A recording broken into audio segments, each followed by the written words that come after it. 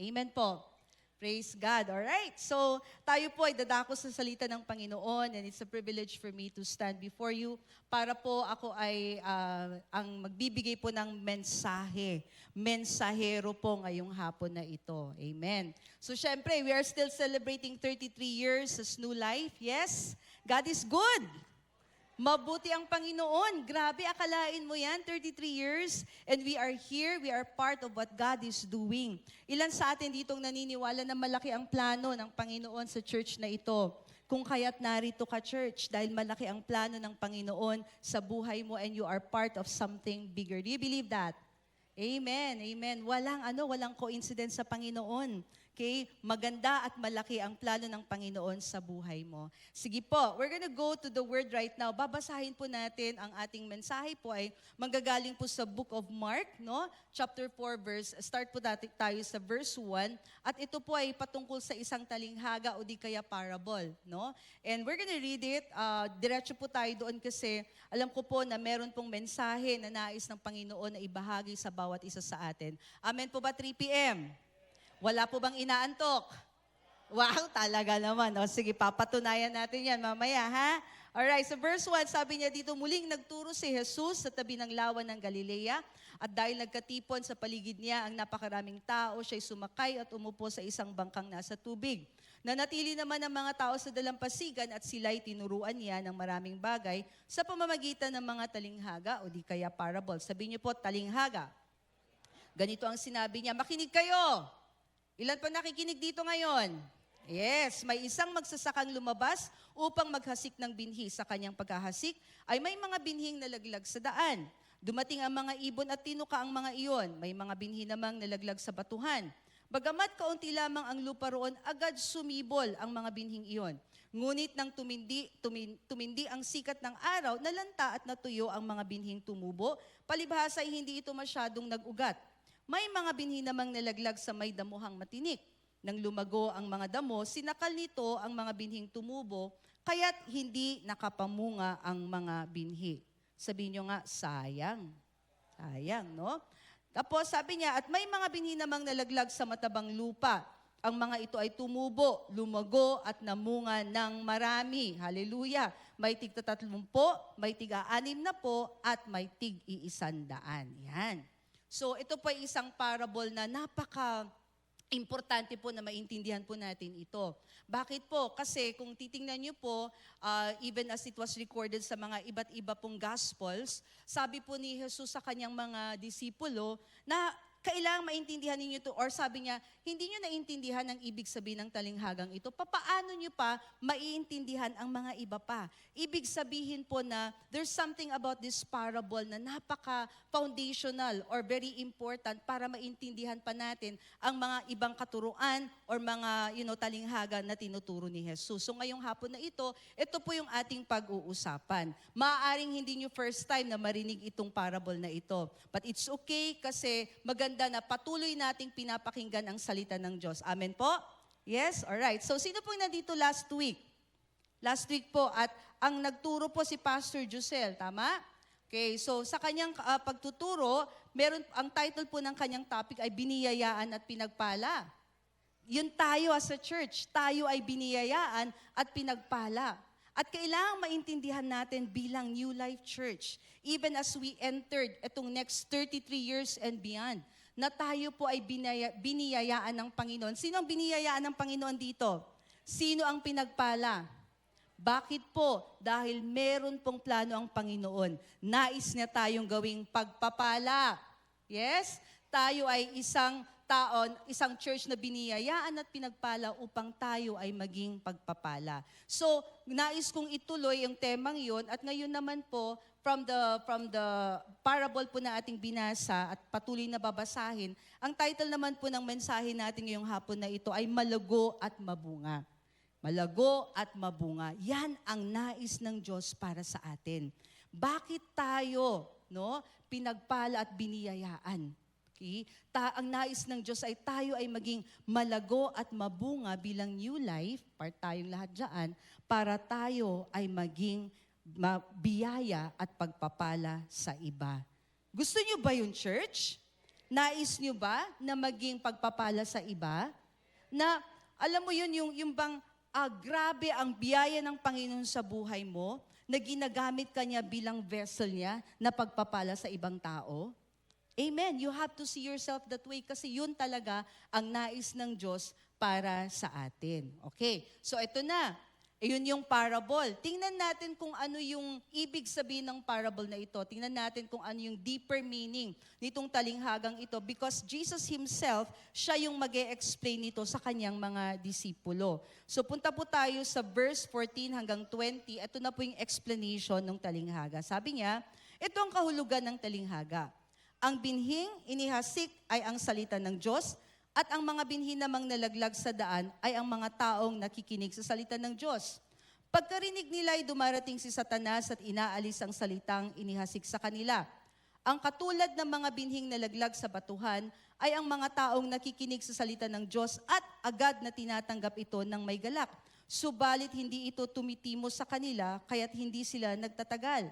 Pagdating ng kapighatian o pag-uusig dahil sa salita ng Diyos, agad silang sumusuko. Ito naman ang katulad ng mga binhing nalaglag sa may matinik na halaman. Sila ang mga taong nakikinig sa salita ng Diyos, ngunit dahil sa alalahanin sa buhay na ito, pagkasilaw sa salapi o kaya pagka humaling sa ibang mga bagay, ang salita ay nawawalan ng puwang sa kanilang puso, kaya't hindi ito nakakapamunga. Ngunit ito naman ang katulad ng mga binhing nalaglag sa matabang lupa. Sila ang mga taong nakikinig at tumatanggap sa salita ng Diyos. Ilan sa atin dito ang nakikinig at tumatanggap sa salita ng Diyos? Yes, okay? At dahil dyan, namumunga ng masagana, may tig-30, may tig-60 at may tig-100. So, to better explain this at magkaroon tayo ng picture, meron akong simple illustration na gustong ipakita sa inyo na alam ko na makakatulong sa atin para matandaan natin kung ano ba itong illustration or kung ano ba itong parable na sinasabi ni Jesus. So, let's just look at this illustration at titingnan natin kung ano ba yung mga symbolism, no? Nung mga items na sinasabi, sinaad ng Panginoon dito. Ayan, okay? So, ang talinghaga tungkol sa manghahasik. Ayan, ganda ng farmer, Pinoy na Pinoy. Salamat, okay? Inedit niyo, ang ganda. Hindi yan yung binigay ko kaya natuwa ko. Okay, alright? So, merong isang magsasaka, okay? At ang magsasaka dito, dun sa talinghaga, sa totoo lang, ang Diyos ang siyang naghahasik ng binhi. At ginagamit niya, no, ang mga vessels na kung saan sa oras na ito, parang ako yung ginagamit ng Panginoon para naghahasik ng binhi. Ayos ba yon? O ako yung maghahasik ngayon, ha? Alright. At ang sabi niya doon, ang seed or ang binhi, yan ang salita ng Panginoon. So, ito na, panahon ng paghahasik ng binhi. Ngayon, sabi niya doon, merong 4 na klase ng lupa. May 4 na klase ng lupa na kung saan ang mga binhi ay dumapo. Ang una doon ay ang daan. Or ilan po sa atin dito may experience sa farming, lalong-lalo na po sa pagtatanim ng palay? Meron po ba? O mga ilan-ilan. Pero alam natin yung picture kasi agricultural nation tayo. Alam niyo yung tinatawag nilang pilapil? Yan, parang ganun. Nasa pilapil. Kung saan, nung naghasik yung farmer, napunta yung mga punla sa pilapil. Matigas po yun, tigang na lupa, kung kaya't hindi nakapenetrate yung seed doon. Isa naman po na klase ng lupa ay yung batuhan. Now, yung klase ng mga lupa dyan, ay naihahalin tulad sa puso ng tao. Sabihin mo nga, puso. Okay, na kung saan, sa oras na ito, habang tayo ay naghahasik ng salita ng Panginoon, ang binhi ay naitatanim sa mga puso natin. Alright? Okay? So, yun po. Yung pangalawang klase ng lupa ay yung batuhan daw. At sabi doon, una yung daan, kinain ng ibon kasi nga masyadong matigas, di ba? Hindi nakapenetrate yung seed. Yung sa may batuhan naman, merong may konting lupa, kung kaya tumubo agad yung halaman. Pero nung andyan na yung sun, yung sun po ay nalanta agad yung halaman. Why? Kasi mababaw lang yung lupa. Sabihin mo nga sa katabi mo, hindi ka mababaw. Yeah, hindi tayo mababaw, ha? Okay, pero yun nga, nalanta agad yung halaman. Yung pangatlong klase naman po, no, ay ang sabi niya doon ay damuhan po ito at matinik. Okay? So nung tinanim nung napunta doon yung mga punla, okay, tumubo yung halaman kasama yung mga dawag at tinik. Ilan sa atin dito ang mga nagtatanim? May experience kayo, mga plantito-plantitam na kasama ko. Ang tanong ko, itinatanim ba ang damo? Pastor, nagtanim ka ng damo? Hindi eh. Pero somehow, tumutubo pa din siya, right? Tumutubo siya. So, may mga bagay na hindi mo man itinanim, pero hello, andyan pa din siya, nag-i-evade siya. Kaya tumutubo siya, kagaya ng tinik at dawag. So, dahil daw doon, nasakal ang halaman at hindi nga po ito lumago. Sayang pa din. Sabihin mo nga, sayang. Okay, sayang. Alright? So, yun po yung unang 3 klase ng lupa at naihahalin tulad po sa mga puso natin. Bago po tayo pumunta doon sa 4th. Now, kagaya ng sinasabi natin kanina, that is referred to our heart. Nais kong, I want to encourage all of us in this place na napaka-importante na tayo po bilang mga anak ng Diyos ay alam natin ang kondisyon ng ating mga puso kung tayo ay tumatanggap sa Kanyang salita. Amen? Sa ating pagpunta dito na ang puso natin ay nakahanda upang tanggapin ang salita ng Panginoon. Bakit po? Dahil ang nais ng Panginoon, yung Kanyang salita ay pumasok sa mga puso natin na hindi daan, hindi batuhan, at hindi damuhang matinig. Amen? Amen? Yes. Okay. Now, sa buhay natin, may mga pagkakataon na kung saan may mga experiences tayo in the past na nagkukos ng hardness, no? Pagkaka-hard ng ating mga puso. Kagaya po ng alin? Maaaring may mga experience tayo na nag-cause ng unforgiveness sa ating mga puso. At tumitigas yung puso natin dahil ayaw nating magpatawad. Sad to say, pag hindi natin hinahayaan na i-release natin yung unforgiveness at tumitigas yung puso natin because of unforgiveness, sayang hindi nakaka-penetrate ang salita ng Panginoon. Naniniwala ako na sa lugar na ito, ngayong hapon na ito, God is breaking every hard heart in His presence. Bakit po? Dahil nais niya na ang punla na naitatanim sa puso natin ay tutubo at lalago. Amen? At magkakaroon po ng prutas po yun sa buhay po natin. And so yun, huwag nating hahayaan na ang mga bagay-bagay, no? Kagaya ng nabasa natin kanina, na sabi nga niya doon na yung mga yung tulad po niya doon sa mga tinik at mga damo. Ito rin po yung mga bagay sa buhay na kung saan nandito tayo, nakikinig tayo ng salita ng Panginoon. Pero ang dami nating mga concerns sa buhay, mga issues of life, you know? Na nakikinig ka ng salita ng Diyos, tapos amen, ang ganda po ng sinasabi ni Pastor, amen to that. Pero na-realize mo pag uwi mo, mamaya pag uwi, you know, may mga bills pa tayong hindi nabayaran. Ano pa? May mga Judith pa tayo. Okay. Ayan na naman si Judith. Okay? May mga Judith na naman tayo. Okay? Alam niyo po si Judith? Okay? Pag si Judith kumatok, kapatid, kung Judith ang pangalan mo, pagpaumanhin po, okay? Pag andyan na yung mga due date na kumakatok sa ating mga pintuan, nawawalan tayo na, parang nasi-shake yung ating confidence. I want to tell you, church, na ang mga issues sa buhay, no, yung mga nangyayaring mga yan, malamang sa malamang na may mga bagay sa buhay natin na hindi natin nakokontrol. Yes? Okay, things happen in our lives and it's beyond our control. Hindi po sa lahat ng pagkakataon na kung meron tayong dinadanas na mga challenges o di kaya mga problema na tayo po ay dinidisiplina ng Panginoon. Nais ko pong sabihin yon. Dahil may mga bagay po sa buhay natin na sadyang nangyayari lamang. Yes, pwede din po na meron po tayong mga bad decisions na ginagawa sa buhay, kung kaya't nagkakaroon po din ng consequences. Pero alam niyo po, kahit po na ganun, kung tayo po ay merong puso na humble before God at ina-acknowledge natin na Panginoon, ito yung nangyayari sa buhay ko ngayon, may mga concerns ako. Pero ibinibigay ko itong mga concerns sa inyo dahil alam ko po na despite ng bad decisions ko, andyan kayo na nag-guide sa akin. Alam mo, church, andyan siya parate. Kaya niyang itama kung ano man ang kamalian na ating ginawa sa buhay. Amen? So kapatid, huwag mong hahayaan. Huwag mong hahayaan na kung anumang wrong decisions na ginawa mo in the past, whatever it is, kung meron ka mang consequences na hinaharap ngayon, huwag mong hahayaan na yan ang makapag-disqualify sa'yo sa plano ng Panginoon sa buhay mo. Yes? And so here it is, no? Kasi yan yung mga isa sa mga bagay na sumasakal. You know, yung thorns po, sinasakal po niya yung halaman. Kaya nga kung ikaw ay plantita at nakita mo po yung dawag at yung meron kang mga weeds po doon, it's okay po na tanggalin mo po yung mga damo.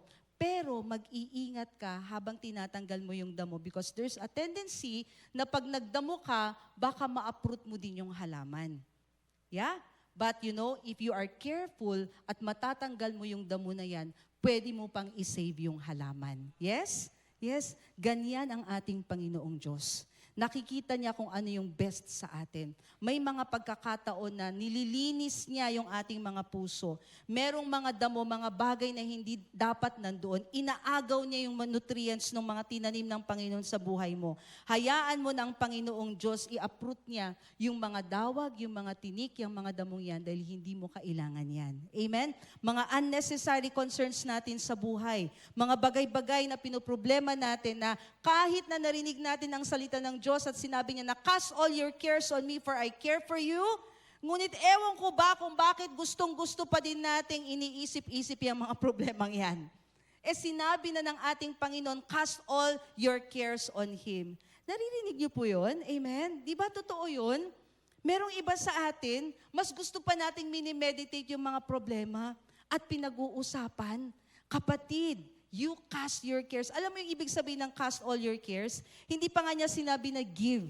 You cast it on Him. Ibato mo sa Panginoon. Sabihin mo sa Panginoong Diyos, Lord, ito sa'yo ito. Sinabi mo to cast my cares on you. So, ibato mo sa Kanya. Amen? At ang Panginoon, kayang-kaya niya yan.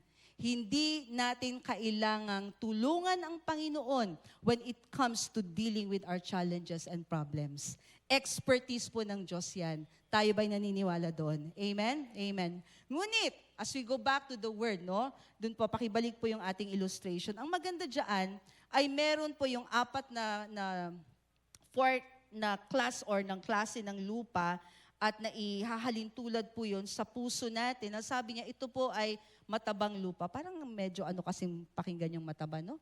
Kasi sabihin natin, mabuting lupa, okay? Mabuting lupa. Lupa na malusog. Ibig sabihin, nakahandang taniman. Amen, Jenny. Alright? Okay? So, naihahalin tulad ito sa puso na inaalagaan. Puso na bukas sa Panginoon upang ito'y matamnan. Upang ito'y matanggap ang mga punla na nais itanim ng Diyos. I am telling you, ang nais ng Diyos sa atin ay talaga namang we will abound with every good thing. Lumago tayo sa buhay. Hindi lang iisa ang punla na nais ng Diyos na maitanim sa puso mo, kapatid. Napakadami. Napakadami niyang gustong itanim sa puso mo dahil nakikita niya na ang puso mo, ang buhay mo ay isang potensyal na maaari niyang gamitin to make a difference in your generation. Do you believe that? You know, the very reason why we are gathering as a church, this is not a religious gathering na kung saan nagpapacheck tayo ng attendance tuwing linggo at sabi natin, Lord, nag-church ako. Nagbigay din ako ngayong linggong ito. Hindi ganun. This is a place where we grow together in His perfect will for us. Para magampanan natin kung ano yung plano niya sa buhay natin. Amen? Upang tayo ay pagpalain niya, biyayaan niya, at tayo naman ay maging pagpapala at biyaya sa iba. Yan ang pagkatawag natin as new life. Do you believe that? Yes. Nakikita ninyo yung mga empty chairs dyan. Sige nga, lingon nga tayo. May mga empty chairs pa tayo. Amen? Ibig sabihin, marami pa tayong pwedeng ipag-sharean ng kabutihan ng Panginoon. Madami pa, may space pa. Tama? Okay, huwag tayong masyadong madamot. Gusto ko yung 3PM, walang ano eh. Hindi ako nakikipag-agawan sa traffic doon sa parking. Kaya huwag tayong maging madamot. Hayaan yung problemahin ng traffic marshals natin yung ating No, I'm kidding. What I'm saying is there's still space. Amen? Meron pang space. Why? Because marami pa pong mga pamilya, I'm talking about families here. Yes to individuals, but even families na nais ng Diyos na madala sa kanyang presensya sa pamamagitan mo. Amen? Kaya humanda ka, kapatid. Humanda kang patuloy na pagpalain ng Panginoon. Sino po dito ang nakahanda na pagpalain ng Diyos? Yes? Sino ang nakahanda dito na lumago at maging mabunga pa ang kanilang buhay? Amen, amen. And so with that, dahil ang puso natin, nais natin dito sa New Life, tayo ay merong malusog na puso. Amen? Parang malusog na lupa. Kumbaga, fertile ground. Okay? Fertile ground, nais natin yan. Gusto kong tanungin ang katabi mo, kumusta ang puso mo, kapatid? Tanungin mo yung katabi mo, kumusta ang puso mo? Okay? How's your heart? Bakit po? Lagi nating tatandaan na ang Diyos, alam niyo, ang ating Panginoon, siya ay responsable sa punla. God is responsible with the seed. Dahil ang kanyang salita, yun ang punla. Na-release na niya ang punla. Amen? Okay, do you think that the seed is perfect? Yes. Na-release na ng Panginoon. Ang kanyang salita po ay perfect. Now, may mga pagkakataon na kung saan, yung nagagamit ng Panginoon, there are times na, nakikita natin yung imperfection. Alright? Ngunit, ang salita ng Panginoon ay perfect. Flawless ang salita ng Diyos. The thing is, even as God is responsible, siya ay responsable sa mga punla, tayo naman po ay responsible sa ating mga puso. Responsable tayo sa kondisyon ng puso natin, kung saan tinatanim ang punla. Kung kaya, dito po, New Life, God is just so good kasi tinuturuan tayo kung papaano natin alagaan ang ating mga puso. Hindi hinahayaan ng Diyos na ang puso natin, kung sa una parang matigas yan, parang may mga bato-bato yan, parang may mga dawag at tinig yan, hindi niya hinahayaan that we remain that way. Ang nais ng Diyos ay ang puso natin ay mabuting lupa na kung saan ang kanyang punla ay naitatanim, bumubunga ito, amen, lumalago at nagkakaroon ng madaming bunga. Kung kaya't, nung tinanong mo yung kapatid, kumusta ang puso mo, okay, basahin mo din sa kanya ang Proverbs 4:23. Sa Proverbs 4:23, sabi niya dito, ang puso mo'y ingatang mabuti at alagaan pagkat iyan ang siyang bukal ng buhay mong tinataglay. Now, this is not just talking about the physical heart, although it's important po na alagaan natin ang ating mga puso, sa ating mga kinakain, ating pag-exercise, pero hindi na po natin kailangan puntahan yun. But alam niyo po yun, right? Yes? Pero even spiritually, okay? Guard your heart. Alagaan mong iyong puso. Ingatan mong mabuti, pagkat iyan ang siyang bukal ng buhay mong tinataglay. Nawa ang puso natin ay hindi matigas o di kaya tigang na parang daanan. Sana hindi ito mabato. Hindi punong-puno ng mga bagay-bagay sa nakaraan, kagaya ng hindi pagpapatawad, kagaya ng anger, kagaya ng, mga bitterness and all of those things. Kung kinakailangan nating magpatawad, kapatid, gawin natin yan para din ito sa ating ikakabuti. Nawa ang puso natin ay hindi punong-puno ng mga cares of this world. Again, may mga situations sa buhay natin that's beyond our control. Alam nyo, kaninang umaga, meron po tayong guest speaker at ang ganda po nung topic niya about yung mga, the limitations of life. Okay? Na sa buhay natin, may ang daming mga limitasyon. Right? At may mga nangyayari sa buhay natin na beyond our control. Pero again, nawa ang puso natin ay hindi punong-puno ng mga limitasyon sa buhay dahil yun ang nagiging hadlang sa ating paglago. Tandaan natin na sa ating buhay, may mga cares tayo, may mga worries tayo, yes, pero meron din tayong solusyon at nasa kamay iyan ng Panginoon. Amen? Amen? Huwag nating masyadong i-focus yung ating atensyon to try to bring solution to every problem that we face. Let's always remember, kasama natin ang Diyos. Siya ang may hawak ng lahat ng mga solusyon sa bawat problema, anuman ang ating hinaharap. Naniniwala ba kayo doon, church? Meron sa atin dito mga magulang na kung saan yung concern ninyo ay yung teenager ninyo. Kapatid, I want to encourage you. There's no other person who knows your child better than God Himself.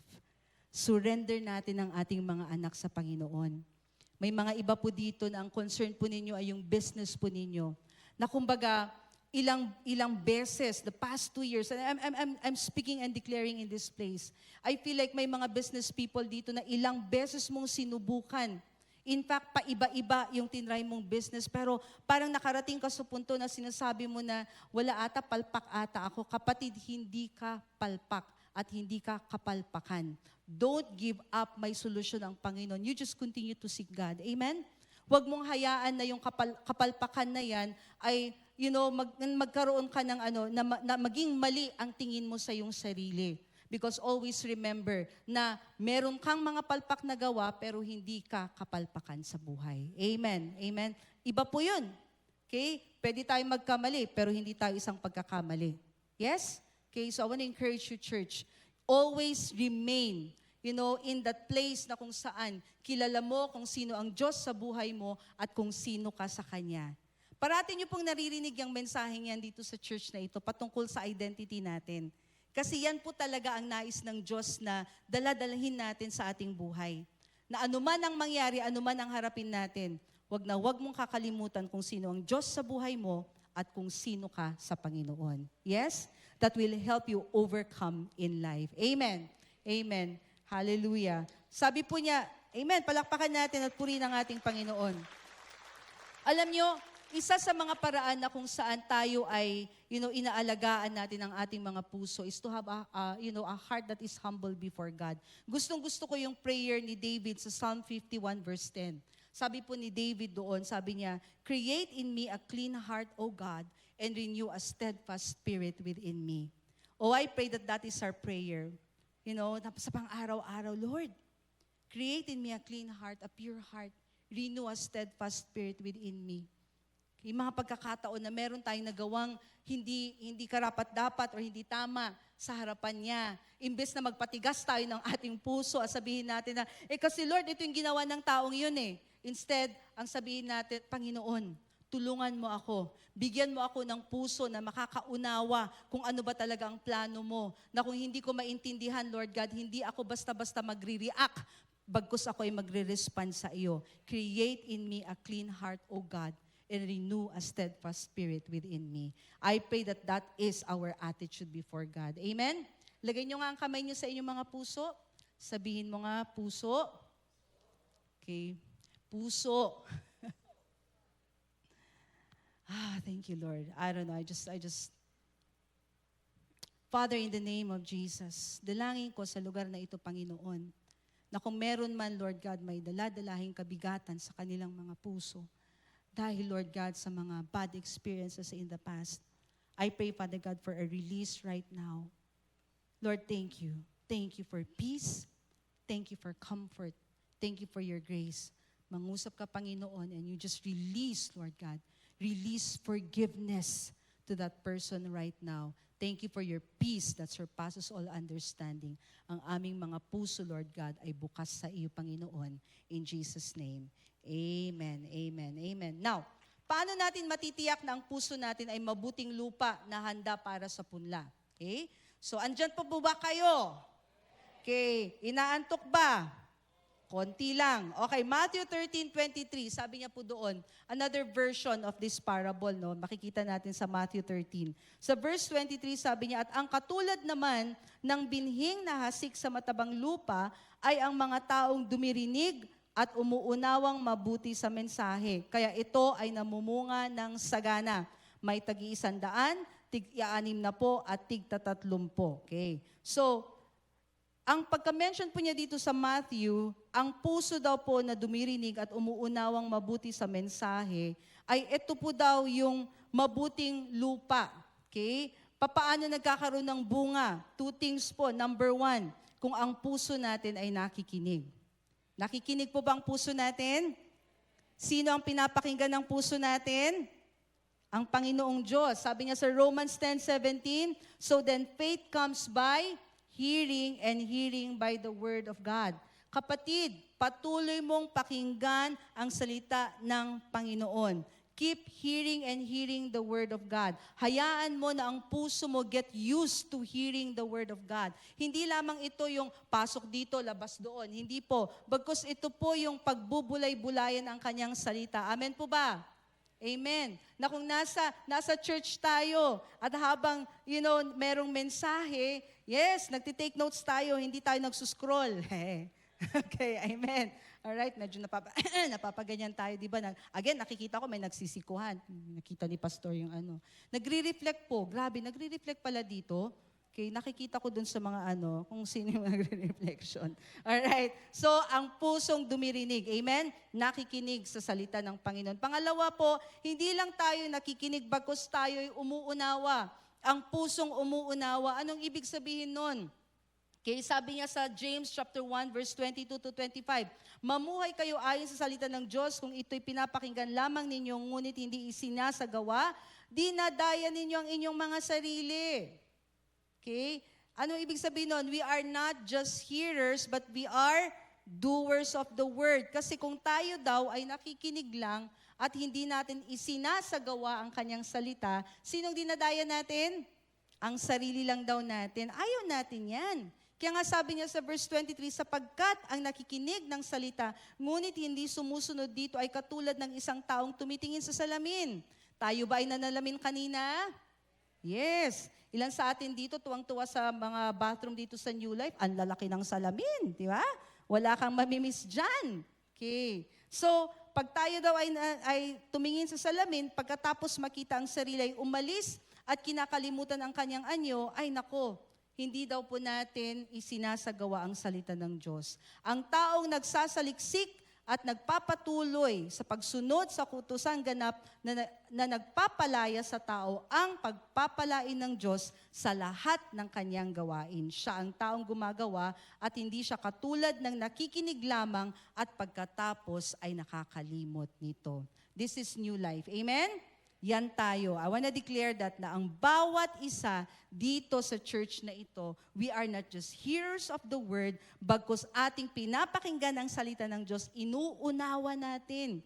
At pagka inuunawa natin ang salita ng Panginoon, nare-realize natin na, ganito dapat palang application ng word ni Lord. Ang kapatawaran pala, dapat ina-apply ko yan, hindi ko lang sinasabi ang amen. Dapat pala gumagawa ako ng desisyon para ako ay magpatawad. Amen? Yun palang sa relationship ko sa aking pamilya. Kailangan palang hangarin ko na magkaroon kami ng peace within the family. Na hindi ko hahayaan na ang mga, alam mo yun, I don't know, I just thought of this. But there are some of us in this place na may mga unsettled issues tayo sa pamilya na alam mo in your heart, na may mas importante pa kaysa sa mga issues na yan. Kapatid, makinig ka sa sinasabi ng Panginoon.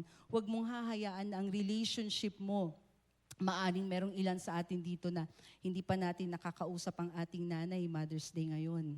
Oh, I pray that God will just speak to you and just, will just minister to your heart and know what's most important. Amen?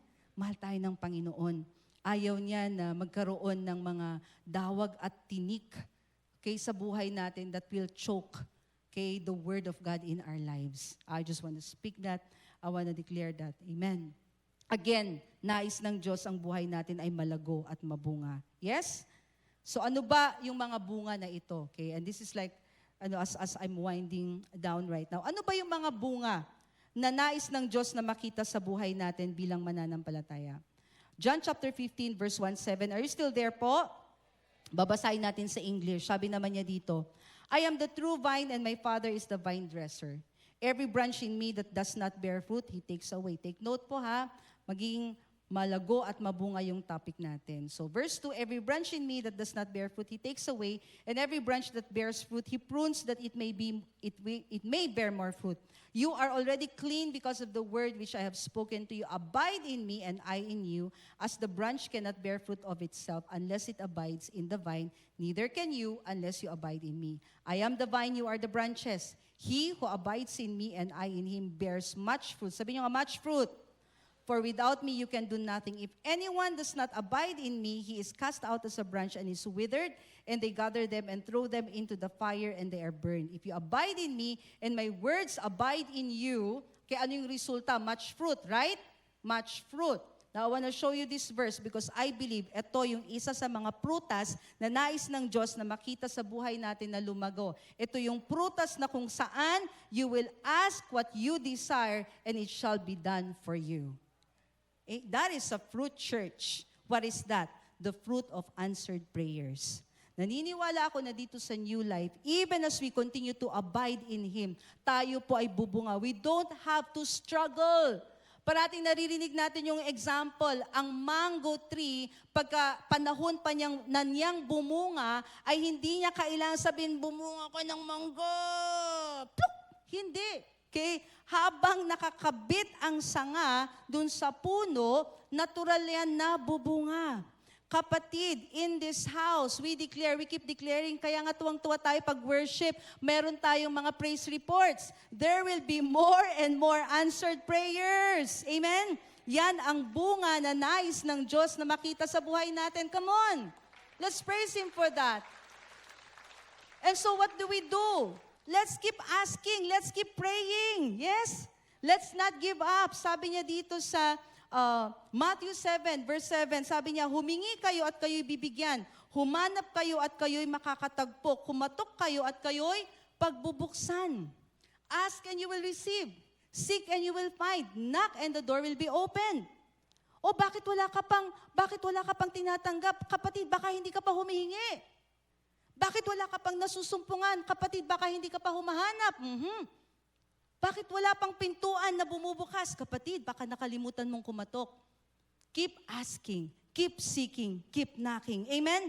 Yan po ang nais ng Diyos sa relationship natin. Alam niyo, church, hindi nananawa ang Panginoon kung tayo lumalapit sa Kanya at humihingi at humiling sa Kanya.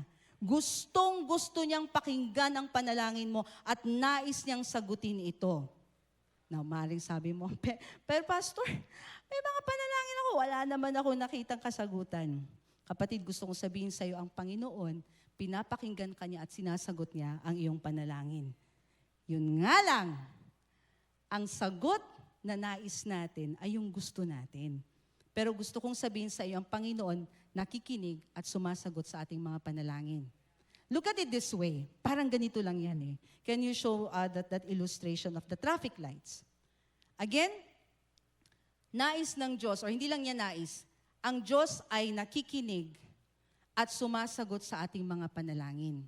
Yun lang, for almost all of the time, meron lang tayong nais na matanggap na kasagutan sa Panginoon. Pero, ganito yung parang illustration para maintindihan lang natin. Naniniwala ako na ganito sumagot ang Panginoon. May mga pagkakataon na, ano po yung unang ilaw sa taas? Kulay? Ayan. Na ang sagot niya kung minsan sabi niya, no! Stop! Why? I have something better for you. Uy, ilan sa atin dito ang nakatanggap ng sagot na no? Pag tinanggap mo yung sagot na no, okay ba yon sa una? Katanggap-tanggap ba? Masakit! May paiyak-iyak pa, di ba, Kats? May pagganyan. Sakit. Masakit makatanggap ng no kay Lord, di ba? Di ba, Jenny? Yes. Di ba parang, ba't naman Lord? Bakit no? I have something better for you. It could be. Amen? Okay, ano naman po yung yellow or orange? Wait! Asan yung wait ko? Yun, wait! Trust in my perfect timing. Maaring hindi pa ngayon. Ayan na naman po yung waiting. Grabe, andyan na naman po yung waiting. Yung alam mo na nandito ka, tapos nandito yung hinahangad mo, pero andito ka sa punto na, ba't naman ang tagal, Lord? Bakit naman? Nagsisilbi naman ako sa'yo, nag-volunteer ko, 3 ministries na nga eh. Okay. May pa po bang kulang? May pang-4 pa po ba? Okay. NLCOM, sige, susubukan ko. Okay. Kapatid, salamat sa pag-volunteer mo, pero hindi po yun yung kasagot, hindi po yun yung susi. No, kasi kung may pagkakataon na sinasabi ng Panginoon, diyan ka lang muna. Ewan ko kung naalala nyo, may time no na meron akong tinura, anak, wait lang. Sinasabi ng Diyos, anak, wait lang. Why? Kasi nga, gusto niya na tayo magtiwala sa kanyang perfect timing. Ito, narinig ko kay Pastor Brandon this morning, sabi niya na, kung hindi mo Tagalog. If you do not see or you cannot trace the hand of God, trust His heart. Ulitin ko. If you cannot trace His hand, hindi mo nakikita ang kamay niyang gumagalaw, anong dapat mong gawin? Just trust His heart. Trust Him. Trust His word. Magtiwala, kapatid. Amen? There is grace in waiting. Amen? There is beauty in waiting. There is enablement. Merong enablement habang tayo nag-aantay. So don't rush that season of waiting dahil may ginagawa ang Diyos, kapatid. Mag-antay ka lang. Alam niyo po, pati po sa pagtatanim, pati po sa harvest, pati po sa pagiging fruitful, alam niyo kung ikaw ay isang farmer, alam mo na waiting is very important. Kaya nga, seed, time, and harvest, merong panahon ng pag-aantay. And a farmer knows that perfect timing is essential sa kanyang mga pananim. So kapatid, don't rush the process. Amen? At syempre, meron tayong green na kung saan, yes! Amen. Ang sagot ay yes. Gustong-gusto natin yan. At bakit yes? Go, sabi ni Lord. This is my good and perfect will for you. Amen. Amen. There are times. Amen. Sige, palakpakan natin ang Panginoon. A lot of times, yung ating praise report, yung mga yes. Tama? Kasi syempre yung obvious yun eh. Pero naniniwala ako na meron ding mga praise reports dapat na kahit na no, pero hindi naman natin kailangan. Kasi daming explanation, di ba? Pero alam mo na pag kahit sinabi ni Lord na no yan, He has something better for you. I remember 16 years ago, me and Paul, we prayed. Meron kaming panalangin at kahilingan sa Panginoon specific. At ang sabi ni Lord sa amin, meron siyang sinabing instructions. No? And then we submitted that to Pastor Paul Chase. At that time, we prayed. And then, nung una, wow, okay, yes. Pero yes lang po yun ng mga 3 hours. Pagkatapos po noon, nag-usap po kami, ang sagot po ay no. Napaka-clear na yun din po yung kasagutan ng Panginoon doon sa panalangin namin na yun na no. No, bakit? Because He has something better for us. That prayer at the time, 16 years ago, was for a different direction. Na kung saan kami po ni Paul, meron po kaming pinagpipray at akala po namin yun yung direction ni Lord sa amin, no, na gagawin namin. Pero ang sabi po ni Lord through Pastor Paul, nope, not that. But for you to uproot your family and come to Manila because I have a plan for you. Never did we imagine that we will be here and just being part of what God is doing in this house.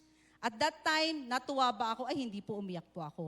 Kasi akala ko sa buong akala ko, yun po yung direction ng Panginoon para sa amin. Amen?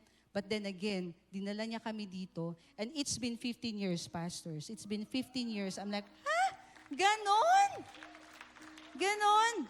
So, kung kaya't, nandito na naman kami, Lord, nagpipray. Lord, sabi ko, Lord, ano? Okay. Di ba? Patuloy tayong nananalangin sa Panginoon. Sinasabi natin, Lord, ano yung inyong instructions? Kung no yan, don't lose heart.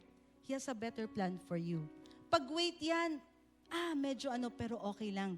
Again, okay, trust Him. Pag yes, of course, we will all rejoice in Him. Amen? So isa po yan sa mga prutas yung answered prayers. Isa po, another one. Okay, bibilisan ko na lang po. Pangalawa po, ano pa po yung mga prutas? The fruit of the Holy Spirit. Kailangan makita po sa buhay natin ang prutas ng banal na Espiritu. Galatians 5:22-23, but the fruit of the Spirit is love, joy, peace, long-suffering, kindness, goodness, faithfulness, gentleness, self-control. Against such there is no law. Hallelujah. Church, all of us are growing and maturing. Amen?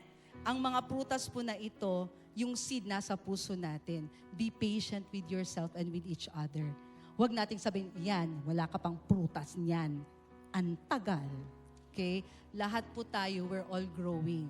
Ang importante, itinanim ng Panginoon kung kaya't alagaan natin ang puso natin kasi baka yung long-suffering ay chinuchoke, okay, ng weeds. Okay? I-uproot natin. Tama? Para po yung fruit of the Holy Spirit will be made manifest. Yes? Alam niyo, ang isang puno, kailangan niyang mag-mature para bumunga. Ganon din sa atin. Binamature tayo ng Panginoon sa lugar na ito. Let's be patient with each other because as we are maturing in Him, the fruit will show. And it's all for His glory. Amen? Hindi dahil magaling tayo, hindi dahil, oy, masunurin tayo na ganito ganyan, dahil volunteer tayo of the year, hindi po. Pero tayo, dahil tayo, ang banal na spirito, gumagalaw sa ating mga puso. Amen. Lastly po, ano pa po yung prutas na nais ng Diyos na makita sa buhay natin? Fruit of good works. Sabi niyo nga, good works. Huwag tayong matatakot sa good works, guys. Ang good works ay hindi po natin ginagamit to earn salvation. But our good works must be seen because even as our relationship with God is evident, tayo po ay bumubunga ng good works. Colossians 1:9-10, for this reason, we also, since the day we heard it, do not cease to pray for you and to ask that you may be filled with the knowledge of His will in all wisdom and spiritual understanding, that you may walk worthy of the Lord, fully pleasing Him, being fruitful in every good work and increasing in the knowledge of God. Again, church, we are growing as a church. And thank God that through this house, we are able to do good works. Okay, for us in NLCom, it's an avenue by which God is continuously doing good works. Alam nyo, kakatapos lang po ng ating operation po sa feeding for 12 weeks together with Metro World Child. Papakita lang po namin some of the photos na ating pong ginawa. 12 weeks po, nag-end po kahapon for December. Nakakatuwa yung palakpak ninyo. Okay, sige, palakpakan natin ang Panginoon. Yan.